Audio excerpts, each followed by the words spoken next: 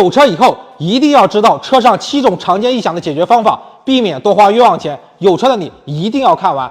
一、原地打方向，方向盘有咯噔咯噔的响声，更换减震器上面的平面轴承和顶胶，问题立马解决。第二，过减速带的时候有嘎吱一声响，换掉平衡杆胶套，问题立马解决。